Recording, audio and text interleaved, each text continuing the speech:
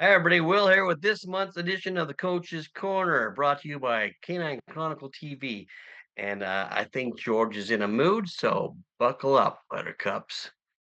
Coach's Corner with Will Alexander and George Alston. Brought to you by Proclan and Canine Chronicle.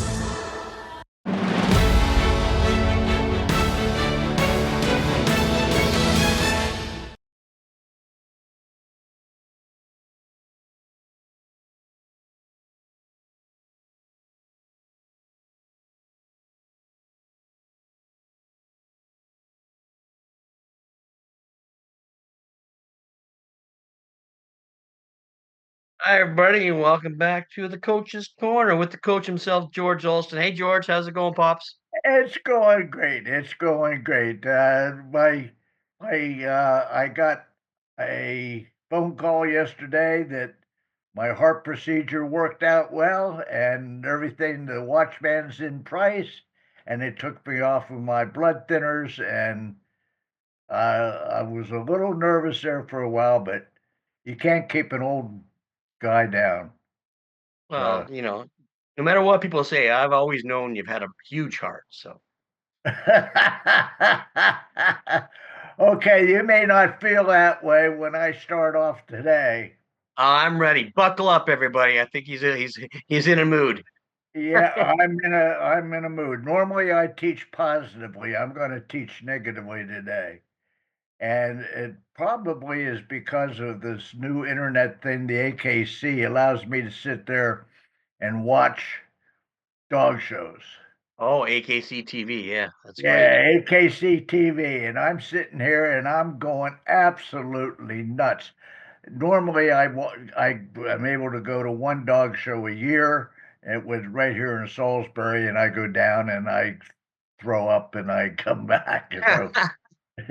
So, but anyway, what really got me is people that put chain of uh, uh, a chain choke, especially the fine piano wire chain chokes, on a dog, making it look like maybe it's a loose lead and they're pulling up and they're turning the dog's head sideways. The dog's sidewinding like crazy, and it's a breed that doesn't need a choke. Right. You get a breed like an English Cocker, for instance. You don't need a piano wire choke to yank the dog around. No, they And were always to me, they were always directional breeds. I always used a Resco on them. oh, I always, well, or if I wanted a loose lead, I would use a piano wire choke, excuse me, a nylon choke, such as this.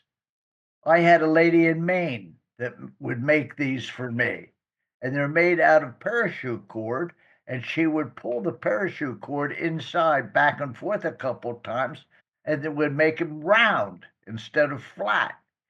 I had probably 50 or 60 of these in my tack box, all different sizes Yeah. and different colors and whatever. And they're soft on the dog's neck. And it it just bothers me. I watched a whippet the guy had on a chain. I watched a Pharaoh hound on a chain. I watched a um, greyhound on a chain. Richard, the three greatest greyhound and whippet handlers of all time: Tom Gately, Bob Forsyth, and Richard Bauer. And they rolled over in their graves. You don't use a chain on a thin skinned hound. I would never. I only used a chain on an Irish setter because they have a thin skin. One time did I use a chain on a Irish setter, and that was Marquis, and that was in self defense. Well, that's a more fired up breed too. Sometimes they need that direction. So Well, this is true. Marquis was really fired up on that thing. I remember. Other than that, I always use nylon. There's no reason to yank a dog around one way or the other. I watched this English cocker go down and back, and that handler yanked that dog off its front feet 3 times on the down and back. And there's no need for that. You do that for a couple of months, that dog's going to quit on you. Yeah, especially English Cocker. So, But I watched a young assistant handler that just jumped all over and yanked her dog one way, the other, up and down, sideways, hard handed on it. In the old days, judges would throw you out of the ring if you did it. I watched Percy Roberts throw 2 people out of the ring in the boxer ring. I watched Tip Tipton throw somebody out of the ring. I watched Lang Scarta throw somebody out of the ring. oh, he would. There's no question he would. Who, Lang Scarta? Lang, yeah. Oh, in a heartbeat. You don't do things like that. You know, you have to remember dogs are folks. They're not things. You have to become part of their personality. And it just drives me crazy when I see these handlers that just manhandle them. They're standing there. I watched a fella showing a German short hair. He's got his dog stacked. His right foot was 1 foot or 6 inches in front of his front leg, and his left foot was behind the dog. I mean, he looked like he was going to jump on top of the dog, and he's yanking the dog and yanking him and smacking him because the dog's not standing still. The dog doesn't know what the hell he wants. It, and then they go and they gate their dogs with their leads dangling. These are Oh, you mean out of their hand? Yeah, out of their hand, and yeah. you get these are supposedly professionals. They have won best in shows and whatever. Their dogs have won best in shows in spite of their stupidity and their antics and whatever. When I worked for Jane Forsyth, she caught me one time showing a dog my lead was dangling, and she made me walk around all week long with the lead in my hand rolled up. And if I had to walk to the other end of the kennel, I had to roll it down and roll it back up again. I had a rock on the end of it. And so I learned real quick. Dougie Holloway came to work for me. I caught him with dangling lead. I made him do the same thing. You never saw him dangle a lead after that, No, you know. And it's a pet peeve of mine as well. but these people that think they're putting the dog on a loose lead, and they put the lead up high on the neck, and then they wrap it down underneath, and back up with this, and then yank it sideways. Their dogs are turned sideways like that. When I was a kid, I went when I went to Madison Square Garden in juniors, and I went best junior. The judge was Hollis Wilson, and he said, "Young fella, you're showing a dog on a leather French choke. There's only 2 people I've ever seen that ever was able to do that successfully. One was Phil Marsh, was known for that, and the other one was Frank Adams, a boxer handler from the Washington, D.C. area.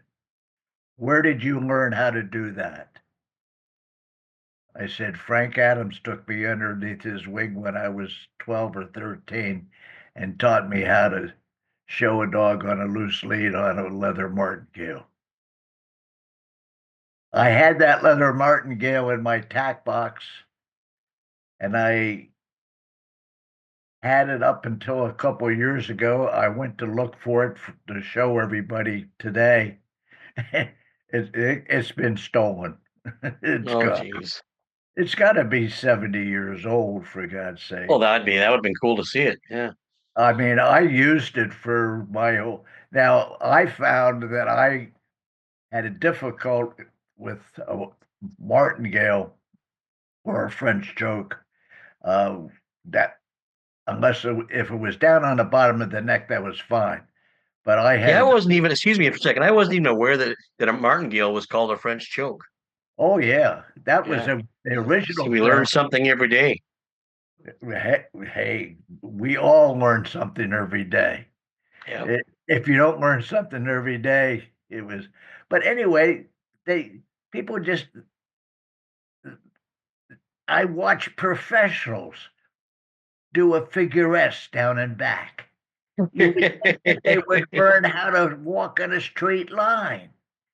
And you, Vince Lombardi had one of his writings. He said, "You don't do things right once in a while. You don't do things right every other time. You do things correctly every single time if you want to be any good." Just to show everybody what my motto was.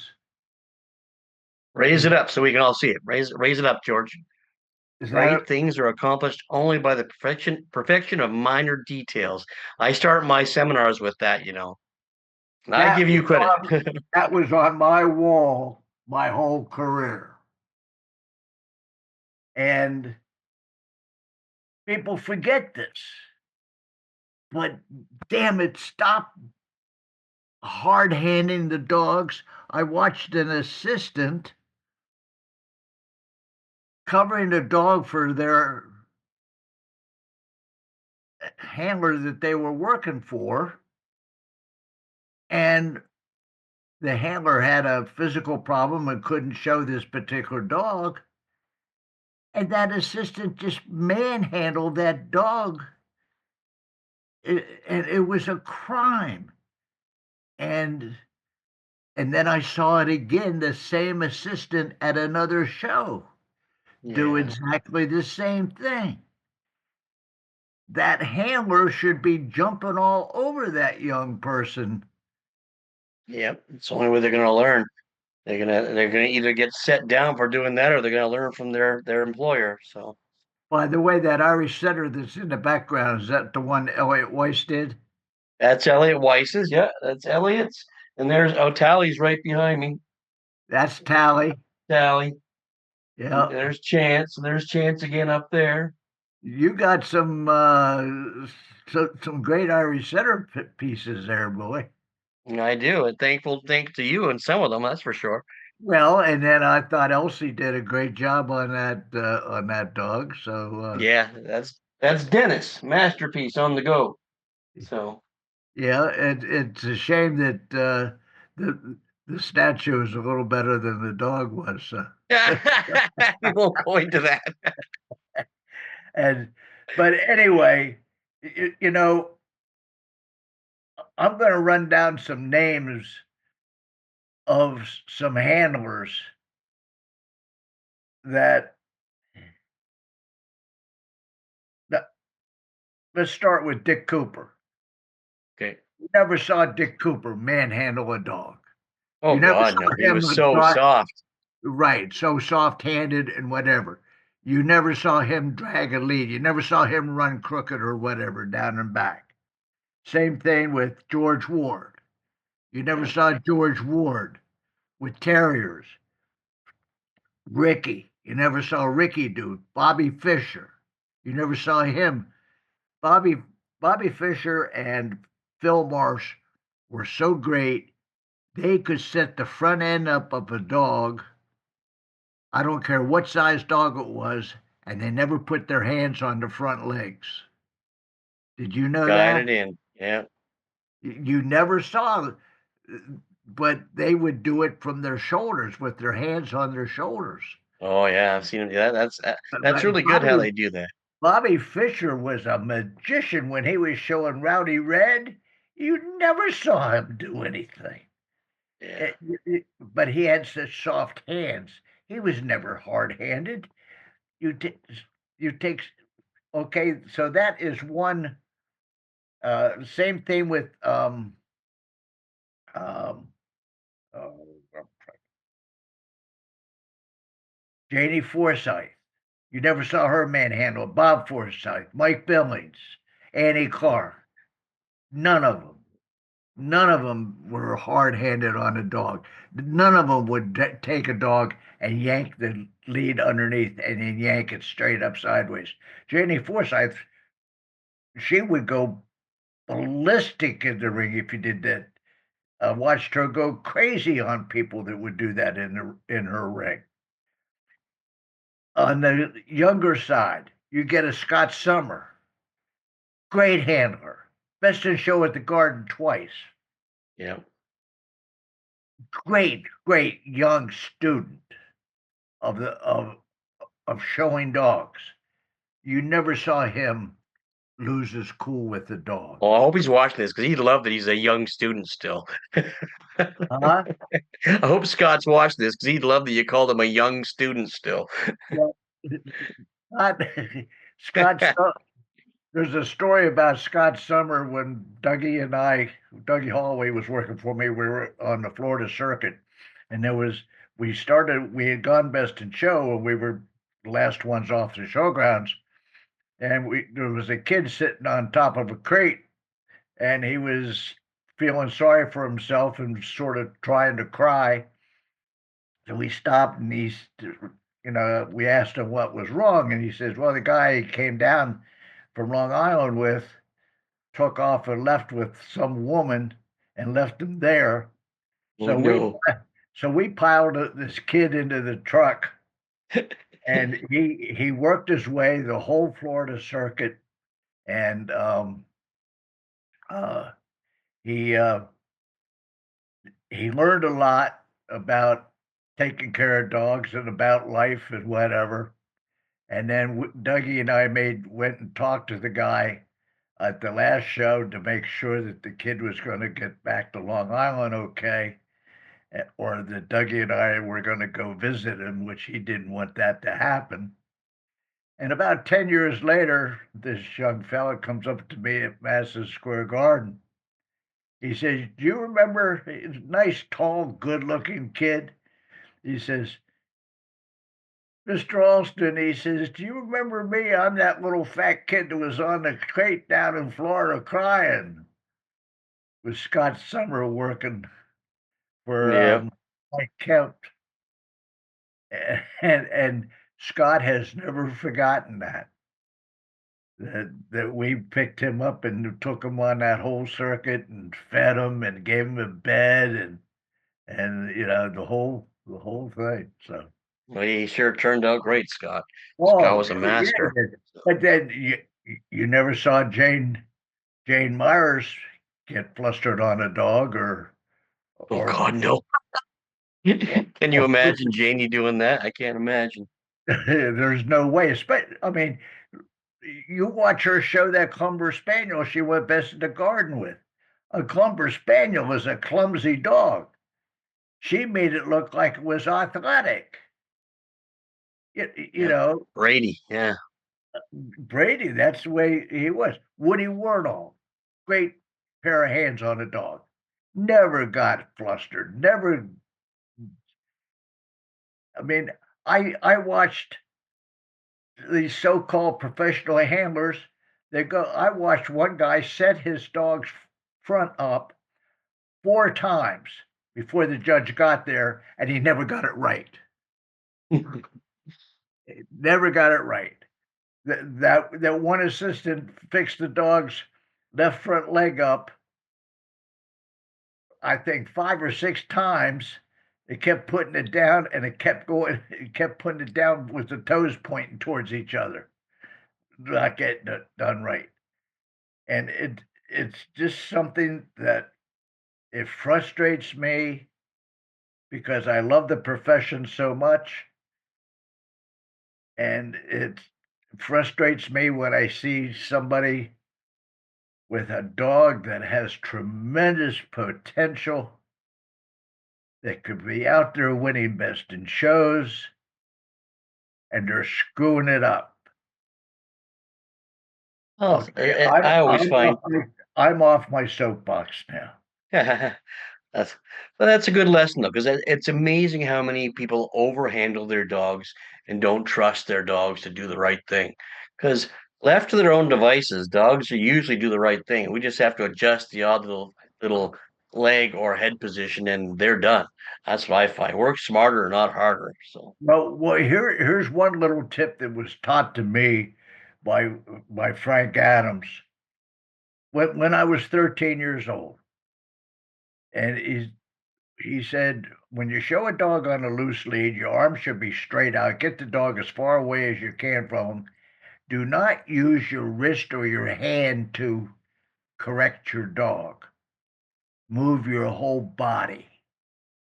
In other words, if you want the dog to go to the left a little bit, you move your whole body to the left a little bit, but your hand still stays way out in front.